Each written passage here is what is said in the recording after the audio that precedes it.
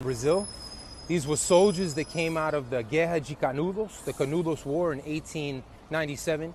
These soldiers from the Northeast and from around the country had no place to settle, so they settled here in Morro da Providencia, the first favela in Rio. I was inside there with some community leaders, but they didn't want to be on tape for a simple reason. 2022 in Brazil, there's this concept of the milicianos. This could be translated into right-wing militias or death squads, and kind of like the Escuadrones de Muerte in Guatemala and El Salvador in the 1980s during the US-sponsored dirty wars. So the leftist leaders, the community leaders, preferred not to be on camera. They didn't want to talk about how Bolsonaro and this right-wing state apparatus has turned the favelas into a certain type of police state. If you're from the left, if you support Lula, if you have revolutionary ideas, they can persecute you, they can intimidate you. So this is Morro da Providencia. Yeah. That is a reporter named Danny Shaw, who is a part of well, actually he was a part of Tell the Story, but now he's like freelanced. And he was on the show. He was on my show for viewers that was wondering if he looks familiar. I had him on the show for season 2, I believe, right after the president of Haiti was assassinated. Thank you for everyone that's coming on to listen. Thank you in advance. And also, I want to give a shout out to my panel that I have here. I'm a co-host of Tommy Nation's podcast, and we have Tommy Nation with us today. And we also have a new guest that this is his first time on the show, so I'm gonna let him introduce yourself. Hello, everyone. So I am Soslan Teemanson, SOSLANTEMANSON. I also co-host. I'm more of a, you can say I'm more moderate on Tommy Nation, except last night where Tommy Nation was more of Trump, and then we were. Don't get me avoid in trouble, Soslan. You know I'm messing with you. So well, I also do a podcast called Remember God Loves You, and Meet at the Finish Line. It's on Spotify, Apple Podcasts, and it's more of a hospice ministry. Thank you so much, Salsa. No problems. And so we're going to talk about various topics, but the main part is also about the Brazilian election, which is a very big deal, especially for this Western Hemisphere, which I'm going to get into. Without further ado, thank you all guys for coming out, and welcome to Jabari Vok Podcast. Blank period, yeah. On my black, brown, and indigenous. Gotta holler if you really feeling this. Gotta holler if you really real enough. Other rappers is delirious. Yeah, it's really that serious. Better holler if you really feeling me. I gotta keep it 100, ayy. If you don't like it, then fuck it, ayy. We gonna win in the end, yeah, we gonna live in abundance. I gotta keep it 100, ayy. If you don't like it, then fuck it, ayy. We gonna win in the end, yeah, we gonna. I gotta keep it 100. We gotta stop all the stunting. You know we coming from nothing. Yo, you talking about money, you bluffing. We gotta do something different. We gotta change how we live in. We gotta do better for women. We gotta do better for children. We gotta listen to victims, whether Jewish or Muslim or Christian. It doesn't matter your religion. You gotta stand against the system, or else you just another villain. How you just sitting there chilling? So, guys, a lot has been going on this week, and let me tell you that I think there's so much that's going on. I think we need to just put this down to two parts. I want to acknowledge the first two parts at the end. We're gonna have a discussion about before we get into the Lula conversation in Brazil elections. The first part that I want to mention is that there was military exercise in Russia. And guess who was a part of this military exercise? Mongolia, China, India. So China and India are part of the BRICS nations. A lot of people give you full understanding. G7, that's what we have in the East. They have BRICS, and BRICS is basically Brazil, Russia, India, China, and South Africa. These are the influencers of the East. and a lot of countries are starting to pivot towards them. For the fact that they are doing a military exercise, I'm starting to think that the reason why that they are doing that is because South Korea and the U.S. are also doing military exercises around the DPRK border. That is a very scary situation, especially when Kim Jong Un's sister, who I have to acknowledge this, they said that he killed her, but she's alive and well, and she was at the Olympics games last time the DPRK was in the Olympics. This was like a few years ago, and she's also having a more head of a state role now in the DPRK. She responded, and she told them that we're not getting rid of our nukes. You need to shut your mouth. This was her response to the South Korean president, who is a lot more war hawkish than the previous president, Moon, who was more about trying to do unification. So South Korea is no longer on the unification side, which I'm not surprised with, because they do everything that the U.S. asks them to do. That's their ally. So you see this huge thing for between the military exercises going on in Russia, especially the Ukraine situation, and now you see the situation with South Korea, who was first doing this, and it's a lot of tensions because one thing that people have to understand, whatever you think about each of these countries, all these guys got nukes. Every last one of them have nukes. So just keep that in mind. But let's move on to the two parts that we're going to talk about. The first thing we're going to talk about, this is just an add-on actually.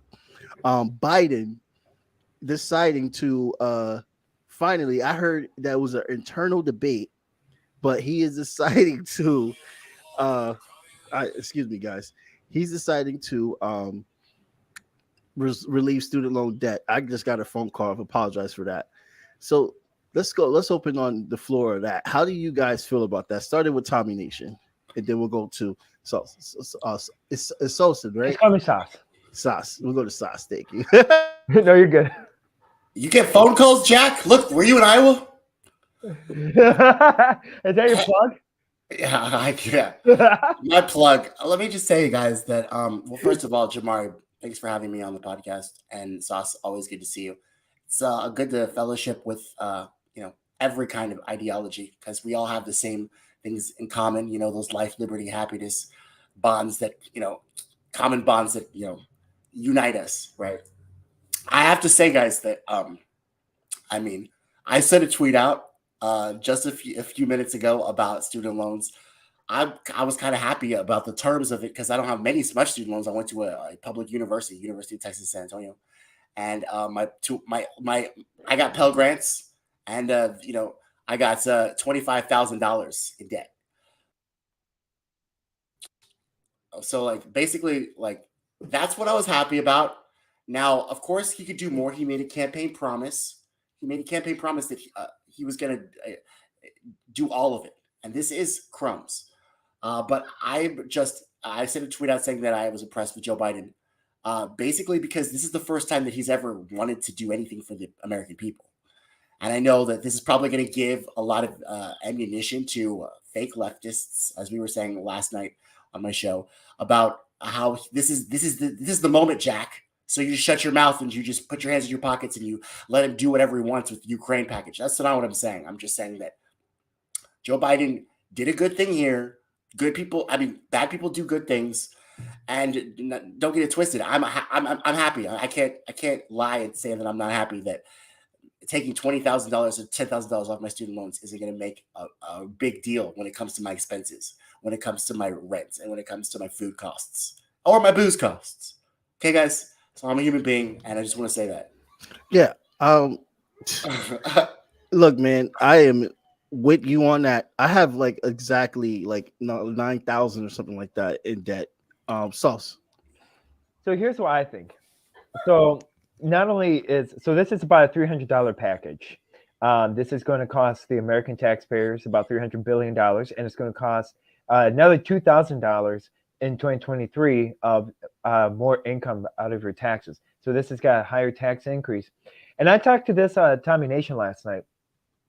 It's all good and dandy, but what is at the end of the day is the individual that's like went for a degree, are they better off besides paying their taxes, besides paying off their debt? How are they in their life? Are they better off? Do they have a job, or are they doing this something? Or are they going by like paycheck by paycheck? And see, and that's the whole thing is if we're going to, that means we're going to get a higher tax increase. So that's going to hit their pockets somehow. But now what are we going to do? Because look, if I tell this, if we're going to give Ukraine over $6 billion, and if we're going to give these countries like over billions of dollars, and like all these climate change active, like all billions upon billions of dollars, then why can't we give it back to the people? Why can't we reinvest in programs, in reparations, and start giving that out instead of, we're going to give you $10,000 off your student loan, but your next door neighbor, he's just going to cover the tab, who went to a vocational school and paid it off, so that he's going to be, you want to talk about more division? I think from a right standpoint, I can see where he pissed off a lot of people, pardon my language, and that's why I'm all for reinvesting in vocational schooling and stuff. Yeah, I would say, just off of that, there's money that they can have already just expunged this whole entire debt for everyone. Yeah, he promised to do that. Right. He did. So I think, Sauce, I didn't think about that, Sauce. That's a good point, the whole division part. And the vocational schools, where is that in his plan? Yeah, it's not in it. And it's like So that's the trade schools, right? Vocational. Yeah. Why isn't that in it? Why isn't that in it? And that's gonna, yeah, and see, that's going to say, well, why did, and now is he going to like increase now is he not only going to increase it, but he's going to raise tuition rates now. The colleges are going to raise tuition rates now automatically. So how's that going to help? But they do every year, though. They're going to anyway. Well, they're going to really raise it this time because you're talking about $300 billion, and how are they going to make up the difference, and how are they going to make it up? Because not only will our taxes go up by $2,000 automatically, we're automatically going to go up by $348 if you make under $50,000 next, starting in 2023 or January 1st. So I'm sorry. I'm not saying they're not going to raise taxes, because they already are going to raise taxes. That's why they got 87,000 IRS agents on our ass. Well, yeah. but it's going to be more. Yeah, but the universities are already paid by the banks, and the banks don't need the money because we haven't paid student loans for 33 months now. So let's be clear. This whole raising of tuition is just the most dumbest shit and the biggest scam on the planet. It really is. They do not have to do this. They do this because they want to, and there's nothing that is stopping them. So if I was President Biden, I would piss off a lot of colleges, because it is time to make school easier to get into and affordable, and then later on pushing it down to universal and free. That like how we do in Europe. But you see the British, they're trying to also do pay now. That's the thing. They're copying us. They're going to put their kids in debt too. But there's other ways, and I like this how this conversation is going, because the panel is acknowledging a lot of different things about this, what is wrong, and $10,000 they could do a lot more. I definitely agree with that. I think that it's very interesting because like the universities already have their money, the teachers already have their money in the university because of Fannie Mae and Freddie Mac. We had this debt that was prolonged, a moratorium. Now that he has it till December 3rd, 2000. So January 1st, 2023, 2023 is when we're going to start paying our student loans. He has an income-driven repayment plan. Now, guys, I don't hate to, there's a lot of interesting points that we're making here, especially Sauce, about why not the vocational schools, and why not all of it, because he promised that in the first place. But on the other hand, like an income-driven repayment plan for people that make under a certain amount of money, these are steps that we can't at least acknowledge, or I guess we can't if we're progressives. Yeah. Look, we can acknowledge these steps. Yeah. Okay. But like a lot of people know at this point, especially with giving Ukraine billions of dollars a month, they can incentivize a lot longer and also fix this problem. Which goes on to the next topic. Let's talk about DC right now. Your governor, Tommy, you live in Texas too? No, Sauce lives in Wisconsin. Your governor, Tommy, he's a fucking Abbott. He's been sending migrants in busloads to DC. He thinks it's funny. He's such a dick for that. No, that is right-wing humor, guys. That's right-wing humor. And that's exactly karma. what that is. And that's karma back at DC, because it's interesting, because what I find out is that all these DC mayors and stuff, they're like, oh, we're a sanctuary city, all are welcome and stuff. Well, hey, what is Abbott doing? Like, oh, okay, you guys are all sanctuary cities, just like Seattle and just like New York City. Well, here you guys go. Here's about 20,000 immigrants. Now deal with it. Now they can't. Now I'd like him to fix the pipes before he busts his immigrants to Washington D.C. How about he fixes my fucking pipes? But Anyway, go ahead. I find it very interesting that he's doing this, because not only that, he's like actually doing some type of foreign policy as well. He's in contact with the Mexican government, especially in contact with the president. Now, my thing, I want to talk about the sanctuary city part, because I agree, Sauce, that a lot of Democrats, and this is my issue with Democrats, they say they're a sanctuary city, they say that they're pro against police brutality and all this stuff, but when it comes to the paper, it does not match up. Now, this lady who was the mayor of DC, we're not even talking about Biden, because Biden, you ask him about immigration, he's like, oh, where's all the that nonsense. You need the ice cream truck, and where's hair to snip? Let me bring a little girl. Come on, man. You want me to talk about immigration? Oh God, I don't want to hear him talk about immigration. That would ruin my day. Hey, where's the taco truck at? I'm sure they are. All seriousness, that would bring me right back down. Out of all seriousness, she's stressed. They're giving out, they're doing the best they can with applying housing and all this stuff like that. I get that. And I see the homeless population. I'm just like, y'all can fix that too. Bingo. But it's literally because the federal government is doing less what they can do. The federal government, I'm gonna tell y'all this right now, and people could get mad at me for saying this. The federal government could fix housing for homeless people and house homeless people. The federal government could fix immigration. It's sad that the DC mayor, who says this is a sanctuary city, now she's asking for National Guard to help out with the influx of these people coming in, and they saying no. Federal is literally like, I don't want to be a part of this. When you created the problem, which we're going to get into with the Brazilian campaign and Colombia and all that stuff, you created this problem. Your foreign policy is the reason why these people are here. You put all these damn governments in charge, toppling all these governments. They've been toppling Latin America like it's stupid for like the past decades. 50 interventions. And now we have these people here, and y'all can't do nothing for them, just like you can't do nothing for the homeless. So now we have that division. We have that division, guys, between people online saying that, oh, why would they do something for the homeless people? Why the immigrants? Like it causes more turmoil. I want to hear more from the panel on this. Sauce made a good point about Tulsi Gabbard and how she was. Willie Bragg made a point that she was 95% correct on foreign policy, and I mean she's correct on this whole entire the thing you were just riffing on, bro. That's another reason why I want Tulsi Gabbard for president. Bingo, Tulsi 2024. That's what I say. Yeah, Tulsi and Bernie. Bernie could be the vice. Tulsi could be the president. First female. What, Jabbar? You were here, so you messed up. React to that. Hey, look, you already know I'm a socialist, so I have my candidate in mind. I feel like that not Rosa. Jesus fucking Christ.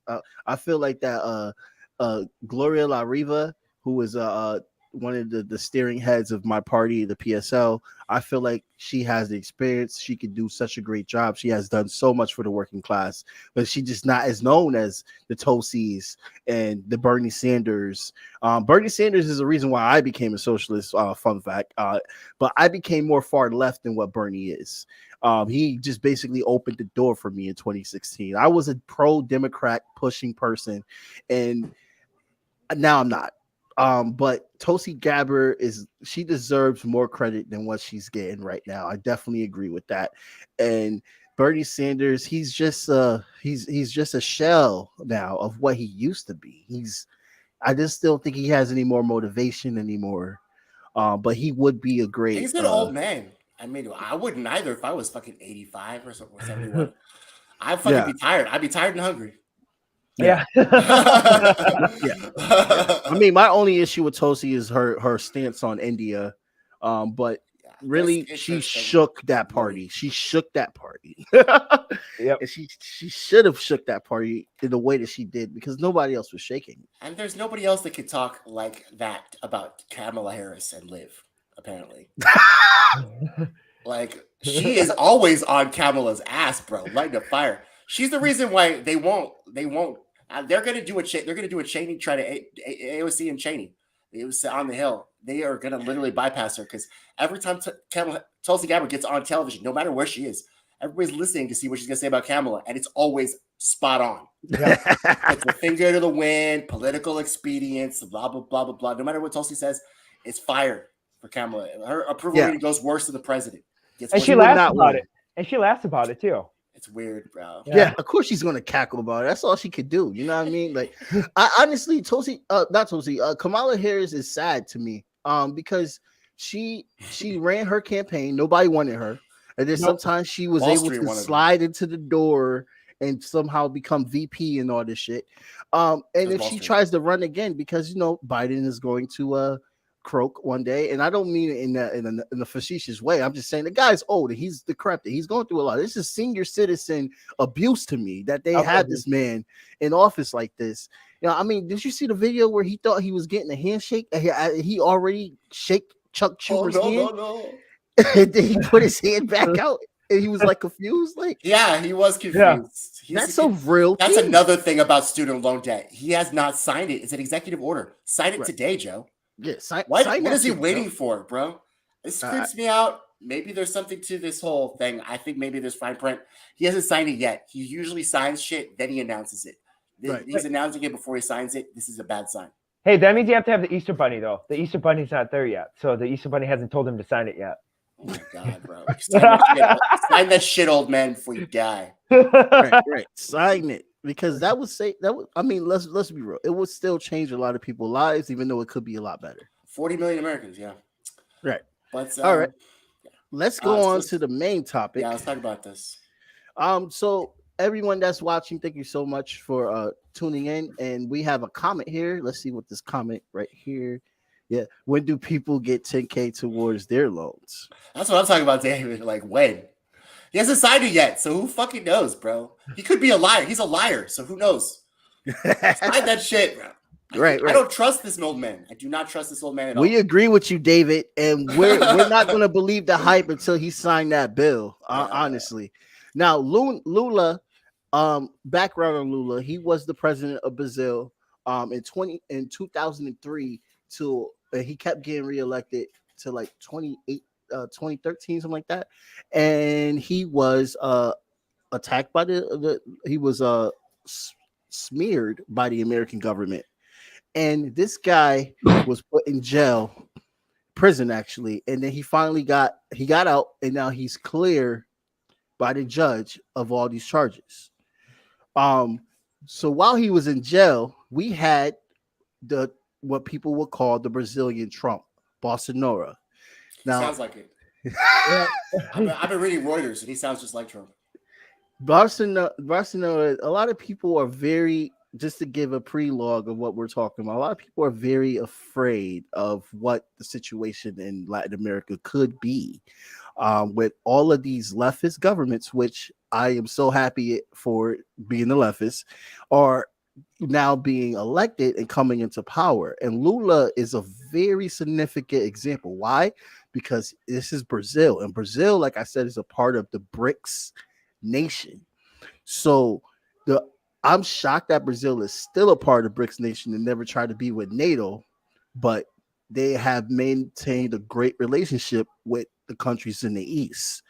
And they are, I think, the 5th highest economy. So there's a lot of money in Brazil.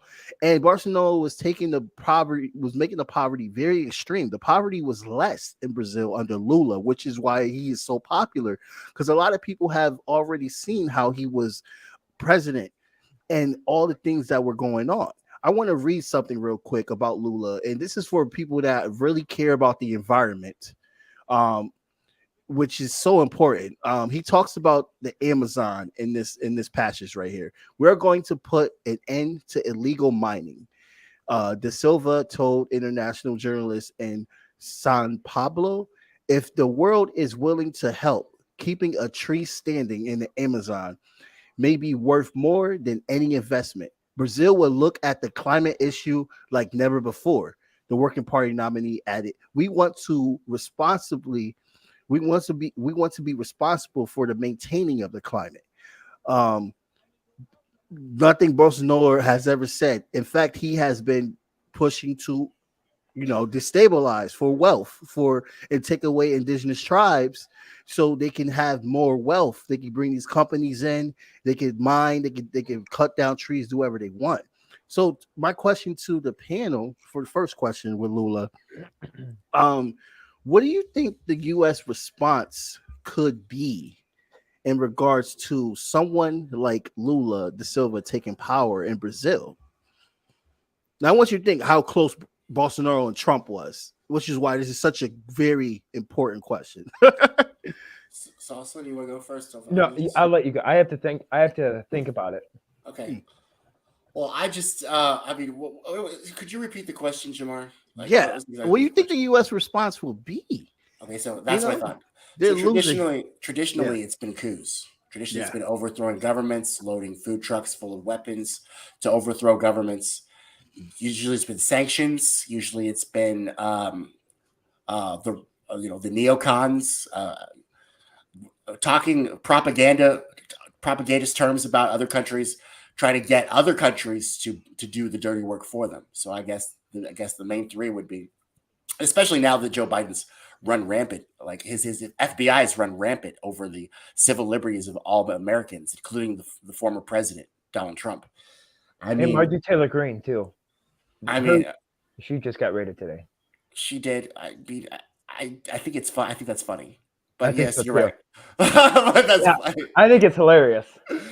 I mean, she just probably went off about Jew lasers and shit, like while they were I feel like they should just her and AOC should share an office. It'd be great television. They should, and have a camera in there and a film production crew. But I gotta say, you mentioning AOC, she has been. This is a lot of things that a lot of progressives have to keep in mind that are glorifying the left finally getting leadership in Latin America. She has been against every single left person in Latin America. Well, she's Latina. She's been pro coups, especially in Bolivia. So she's not on the left when it comes to Latin America at all. I mean, none of the liberals are. In the New York Times, it's talking about the growing globalist threats to democracy, fueled by populist leaders. This is a quote from the New York Times today. Fueled by populist leaders, extremism, and high polarizing elections. So all of those things are ambiguous and completely propagandistic to say. Oh, global threats to democracy, very ambiguous. Populist leaders? You mean like the people that are going to do the shit that you don't want to do because you're establishment? Right. I mean, like the New York Times is like they're dripping with hatred for this Brazilian election. They're watching. God, they're so mad. Yeah, they are. They're so mad, bro. I don't even know what about, but let's fucking. I drips with some fucking. We'll get to that. Go ahead, Sauce. Well, and see, here's what I don't understand about AOC is that her, like, she calls herself like a minority. She's like, well, we gotta help the Latinos and we gotta do all this. Well, why don't you help the guy that's running for Brazil? Why don't you help him? Because you clearly identify himself as the same party leader. Oh, but no, you gotta stray away. And then you're hindering the narcos. You're like supplying like all the drug caravans and coups, and you're feeling that and then aiding that. It's like you're putting your own heritage down the tube, and you're purposely doing it, and it's very well evident. And that's why I don't want AOC and the squad tell, oh yeah, we care about all these people, but then go behind closed doors and throw it into a proxy war in Russia, and also just throw money. For instance, why did AOC think it was a good idea? Omar Hill or whatever her name is. Why did she think that was a good idea to give $375 million to Palestine? You know why? I'd like to make them answer that question. We should. They should give money to Palestine, but they shouldn't give money to Israel at all. That is just they give Israel gets murky, guys. Way too much money. If they give money to Palestine, I'm like, okay. They're throwing rocks at tanks.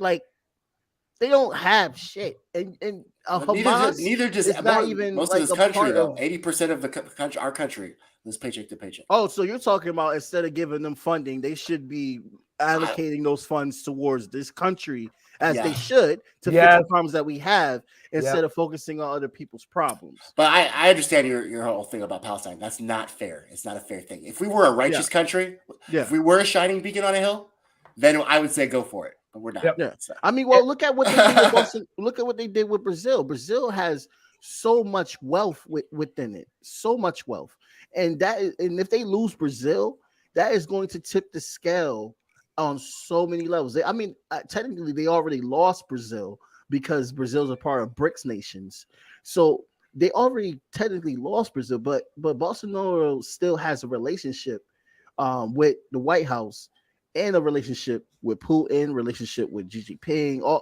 He's just been doing diplomacy. I mean, not like Erdogan. Erdogan is the real diplomacy of the year right now. That guy in Turkey is very strategic right now, and I don't even support him, but I can see what he's doing. So what you got? So do you think that AOC's upset because she's starting to lose where she gets her private funding from, like from all these mines and from all these mines that she's got money invested into the market, like inside trading? That's like all from like these Latino countries, like Diamond and all that, and how the new president that's running, how he wants to shut that down. Do you think she's like really upset about that because she knows So I need to see proof on that because she's supposed to be progressive, not taking any PAC money or any corporate money or any mining money. Yeah, that's my question. If she's doing that, that's wild, bro. If she is, yeah, I know that. But why does it? Well, but that's just my question, because it's like all these inside tradings, just like for example the chip program, in all these overseas countries. And I mean, I could ask the same question about Nancy Pelosi. Why was she there? Like, she's a demon. You don't even need to ask why Nancy Pelosi is there. It's because they're rich, entitled sociopaths. But I also think I also think that AOC is trying to play the system of like getting into and dabbling into like this Latino and putting down the Latino countries in South America. She's putting them down and liquidating their assets through like certain private companies. Look at Haiti. Look what Haiti did, and look what the Clintons did to Haiti. They were a perfect country until the Clintons moved in, and now it's a complete third world country. And now they said, well, we're going to help you. We're going to do all these things. And houses aren't rebuilt from the massive earthquake they had. So it's like what they did. It's like what the Clintons are doing. I call AOC Clinton Part 2. If AOC is anything like the Clintons, we need to literally, guys, Jamar, we need to fucking recall the squad, okay? And this is enough is enough. I see we're focusing on the squad. I'm just saying, like they represent us, and I'm tired of the progressive movement getting ran through the mud by these pretenders. And if they're taking PAC money, and if they're liquidating assets and throwing people under the bus, and they're not forcing the vote, then they need to be fucking recalled immediately. Joke. I have a lot of energy that I try to keep within myself about AOC because is she your woman crush? Like she's not my woman crush, but I can see what her strategy is. But it's the same strategy that every Democrat do. They always have to play nice. So that's not strategy. The corporate Democrats. They always want to be on the corporate Democrats' side. And Nancy Pelosi stroking her like a cat, saying, "It's okay, good girl. You're going to get your chance." That's what I'm seeing with her. Nancy Pelosi, she's stroking her. They went in salons together during the pandemic. Oops, illegal. And they were like, I'll primary your ass. She's potty trained. She can fucking piss on a dime. Yeah, her team is also problematic as well. They have defectors from Cuba and in their team. And my issue with Cuban defectors, they left when Cuba was fucked up. Majority of Cubans here left when Cuba was fucked up. They did not see the changes that happened throughout the years after. So it's one narrative, the Cold War narrative. We as Americans keep bringing up the Cold War. We cannot let the Cold War go. Yeah, because we didn't bomb anybody. Right? So she's probably getting all of those influences. This is my strong analyzation of Ocasio-Cortez. She's getting all these influences from so many different actors that have been a part of the system for decades, probably longer before she was like even born, depending on what their ages are. And then they also are training these other people that are age now, and they are keeping a doctrine, and you cannot stray apart from that doctrine. Because if you stray apart from that doctrine, you become a Ralph Nader, you become Tulsi Gabbard, you become an outsider, even though the people was fucking with what you was saying. Because the corporation is going to stop you. And that is what my fear with Brazil is, that they're going to do a coup just like they did in Bolivia. But it's going to be different because Brazil also answers to BRICS, and that could start something. That could start a world war. But I know that America does not want them there. And it's sad that we see our squad people backing whatever foreign policy happens, but they give their little taste on it. And a lot of people think, okay, so, well, at least they're not acknowledging this. But no, they still are, because they still vote for the same bill. Yep. They do. After they ostracize it. What happened to Bernie that day when they were doing the bill that had the IRS and all that shit on? I can't think of the name right now. The Inflation Reduction. In the Inflation Reduction bill, he literally chewed it apart and said we should do this, we should do that, all that stuff, and he still voted for it. And she does that all the time, Ocasio-Cortez, with the DHS. They're the ones that gave Trump $50 billion to have a squad of people in unmarked cars and unmarked gear, no acknowledgments, and what they did to Seattle. Like, they snatched those people up without acknowledging themselves. Like, that was just egregious. That was disrespectful. And the Democrats gave him that power. So there's a lot, and I get it. A lot of people have issues with Ocasio-Cortez. I could go on her a long time, but I part of me is just like, I hope there's a long game to this. But you have caused so much problem. Like these photo ops, stop doing photo ops. Stop holding chains at the border. Be like, oh my God, this is so sad when you're not doing nothing about it. That's what she's there for. She's the most ineffective congresswoman. It's already, there's studies. Go ahead. She's the most ineffective congresswoman, bro. She's the most ineffective congresswoman. She hasn't written a bill in her life. She hasn't sponsored this bill. She hasn't co-sponsored a bill. We asked her to do force the vote. She didn't do force the vote. She's ineffective. All she's there for is eye candy. She's there for right-wing hatred. And she's there to make sure that we fail, because none of our progressive agenda is getting through. So let's just look at the empirical data, guys. As free thinkers, if we're trying to be free thinking, innovative, and open-minded, let's just look at the data and the evidence. She hasn't sponsored a bill. She hasn't even forced the vote when we asked her to, and Bernie Sanders wrote that legislation. She's ineffective and she's useless. Right. She's only there to fucking make the right wing angry. Right. Let's go on to the second part, and then we could go more on that conversation, because there's so much more with that. Now, the last part of the program, guys, that I wanted to also bring up to this audience, stuff like that, is just how war hawkish our government is. It is just unbelievable. And again, all these links are going to be put into the chat so everyone can see it. A top official in Biden's cabinet said that the U.S. would have overthrown Colombia, new left-wing president, 40 years ago. This is the name of this asshole. He's an asshole for saying this. Juan Gonzalez threateningly said of the Colombia's new left-wing president, 40 years ago, the United States would have done everything possible to prevent the election of Gustavo Petro. Now, a lot of people don't know Gustavo Petro is the first left-wing president to ever be elected in Colombia. Why? You get murked for that shit. They kill environmental activists, they kill socialists, they kill progressives, they kill everybody that's on the left spectrum that's trying to make noise. They take you out. In fact, Colombia was the Colombian mercenaries were the ones that killed the right-wing Haitian president. So they're for hire. They're around the world, like Ukraine, giving out assassinations. So my thing is that for an official to say something like that just so openly, it's like when John Bolton was talking about coups and shit so openly. These guys, they show their teeth, but people still believe in these administrations. What are you guys' thoughts on that? Well, I know I have to head out pretty soon because I have another podcast, but I'm going to conclude it there after the statement.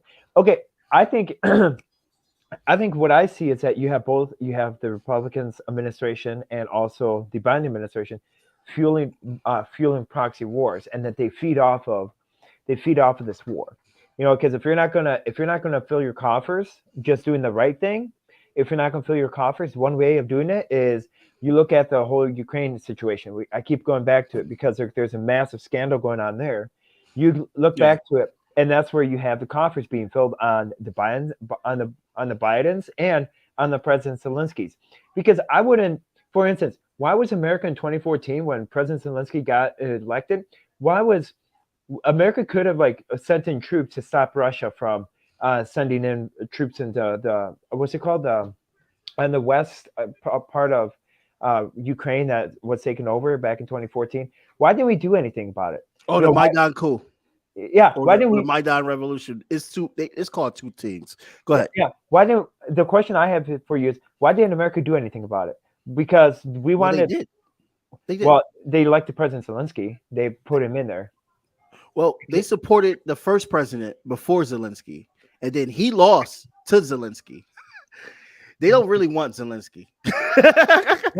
Because Prince Zelensky's a see-through candidate. He's a see-through president. Right. And as long as we feel bad for him, he's going to give his coffers and stuff. He's filling up his coffers and you got to do that whole thing. And you know what's also sick about this whole thing is all these commercials stating, if you give $1 to Ukraine, you give money into stuff. Why are private organizations that are 501(c)(3)s giving money also to Ukraine? That's a good question, Sauce. Come on, that's a good question. We gave already $2.3 trillion to Ukraine. Now we're going to have humanitarian support. Guys, it says on Fox 31 in Colorado, it says that the president's very clear that we're going to continue to support Ukraine for as long as it takes. The weapons in the new package, the $3 billion package, will not come from U.S. stockpiles. They'll come from defense contractors. The defense officials say it's a long-term strategy. So we're in this for the long game. Bro. This is a cash cow. This ticks me off about this. Maybe you know what I should do? If all of us want to get rich, all of us should come up with a pact and say, hey, give money to Ukraine and we can just keep it. I feel like that's exactly what we need to do. We should do IRS agents knocking at your door. What? Look, Jack. Were you in Iowa? Jack? Do some push-ups. That's what I'm going to say to them. Alrighty, guys. Hey, we should do this again. This panel again. So yeah, definitely. All right, good conversation. Tuesday, Peace out, guys. Have a good time. All right, see you Tuesday. Have a good day, Sauce. All right. Yeah, I mean, Tommy, it's and also it's showing the weakness that is clear within our government. They are no longer as powerful as they want to be. They are no longer as authoritative as they want to be. The unipolar world is just decreasing, and other countries are now getting a piece of the pie, which is why Iran deal is literally like Iran has the ball in their court with this Iranian deal, because look, we killed their fucking general. We sanctioned the fuck out of them for no fucking reason. We lied about the weapons that they had. Obama, when he did the deal, he shorthanded them. So Iran is literally like, look, give us what we want or there's no fucking deal. And they have every right for that. They should remove all the sanctions. So the fact that this guy, I don't know why they're still there. We're the one that killed Soleimani. Right. I mean, we should be sanctioned for that, right? Why did we do that? Why did we do that in the first place? That was just Trump stroking his let me say it in nice terms, swinging his joint around. That was just him. Unnecessary. We weren't even involved. In fact, they've been like good the entire. I'm a patriotic guy, so I'm looking for these guys to do something wrong, right? Mm-hmm. But like literally, they're the ones who kept us from war. They had to respond to us killing Soleimani. They shot their rockets somewhere else because they knew that we're mass psycho killers. Yeah. Right. So the entire step of this way, bro, like Iran has been the adult. They have. So, And I'm glad that you're saying that because a lot of people don't say that here. They see Iran and they think, oh well, let's just be real. They're Islamophobic. They assume that Iran is just so barbaric. And yes, don't get me wrong, the government has its problems. There are issues that the citizens do have with the Iranian government. But let me tell you one thing that they have that we don't. They have better abortion laws, way better abortion laws than we do. Yes, a Muslim country. So y'all need to do your research. We don't have any abortion laws. Right? They won't even fucking do abortion law, bro. They're too busy getting captured on the steps of the Capitol. Women have abortion rights in Iran, and we're over here like, it's a Christian we're doing photo value. ops. Arrested on the Capitol, AOC. Arrested on the Capitol 2024, guys. Yeah.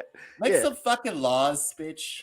It's ridiculous, Tommy. And like this is literally showing you how weak this government is, that all they can do is just cry now at this point. Everybody's the enemy, everybody is the issue. You have 900 bases around the world, you got your troops all around the world colonizing and shit, but everybody's the issue, apparently. Everybody else, not us. Everybody else. Yeah. I hope this is this could be a good start to student loan cancellation. Now legalize marijuana. Mm-hmm. Now start to go down the list of what you're going to do, Joe, because you're not going to be in office for very much longer. Let's just be real, Joe. Right. If you're an old man, you're about to die. Fuck it. Fuck your corporate interests, bro. They're not going to be in heaven. Try to get to heaven, Joe. That's my advice to Joe. Well, he has to do something for his son, Hunter Biden, probably. He has to leave a legacy and let me not. A legacy. Joe Biden's fucked his legacy, bro, with his videos. There's nothing that Joe Biden could do for Hunter now, bro. We've all seen him smoke crack in Australia, Botswana, fucking Russia. Hunter Biden smoking crack all over the place. Hunter Biden smoking crack under your fucking couch. Hunter Biden smoking crack like in your pool. This guy's fucked, bro. I can't believe our tax is paying for his house. If I had shit like that, I would never be hired anywhere ever again. Right, never, bro. I would never be hired anywhere again. That'd be on my LinkedIn. Thomas he gets to go to Ukraine. It makes millions of dollars off of oil and shit. Like that dude. Like if I was Hunter Biden, I could never be employed again, bro. Just Right. Well, so before we close? What's the new stuff on the Trump on the Trump FBI raid and everything like that? What's new? Okay, so basically, rumor has it. Okay, this just came out today by Reuters. This is an interesting thing. So apparently, he stole hundreds of documents of FBI classified items. They were super classified. Of course, the problem is they waited 18 months to figure this out. And why isn't Trump in jail if they were super classified? He wasn't supposed to have them. They said that they asked the president, and Reuters, they asked the president to give them back, and he said, "No, I'm the president. I won the election." So apparently, this has been like an ongoing thing. Like he wouldn't let go. It's like I'm the president. Now, isn't he allowed to have certain things as long as he has a precaution to keep them safe and stuff like that? I guess because he's not in jail. Because if it was me, I would be in jail. Right. If it was Sandy Berger, remember when Hillary Clinton hired Sandy Berger to steal classified documents? He went to jail. Yeah, he was a lawyer for them. So unless you're a lawyer for the Clintons and or me, you go to jail. But the president, they haven't indicted him for anything in a grand jury, right? Criminally. I mean, we'd hear about it if he did. He's supposed to speak, but being the person that he is, no matter what they're going to ask him, he's probably just going to plead the fifth because he don't snitch. But what's interesting is that they're asking Mike Pence to talk, and I feel Pence like he's a what do they call those things? He's a rat. He's definitely a rat, bro. He a whole rat. He will snitch. And my thing is that will he do it though? Because if he's planning on running for president, and they find out he's snitching, he ain't nobody gonna vote for him. Because let's just be honest, Republicans want Trump. All the Republicans are in love. Do they want DeSantis, bro? Or DeSantis? Yeah, it's either DeSantis or Trump right now. People have been turning on Trump lately.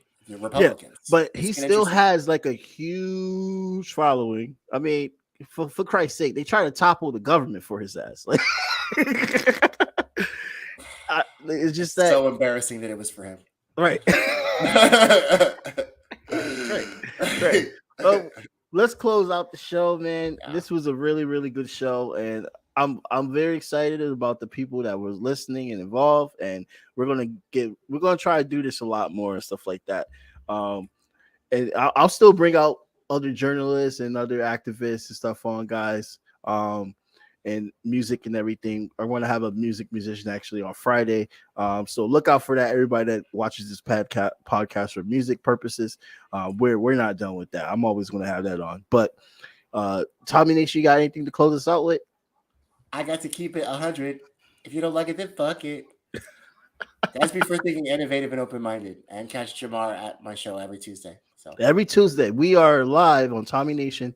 Every Tuesday, guys. That's the other show that I'm a part of, and I was graciously giving it an opportunity by Tommy Nation. So definitely check that out. The link will be in the description as well, too. If it's not, I'm going to make sure it's there. I know you're tagged on all social medias, but make sure the link is there for Spotify purposes and stuff like that. Thank you so much, Tommy, for coming on, bro. Hi, guys. Thank and you. I want everybody to have a really good day.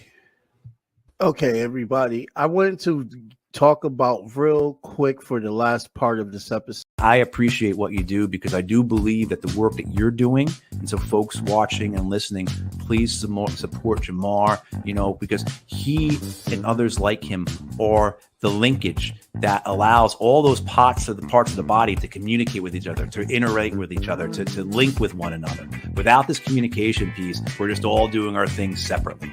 And so please support this platform, other platforms, other people like Jamar who are doing this work, because that's what we need to move this movement forward, grow it, build it, and eventually win.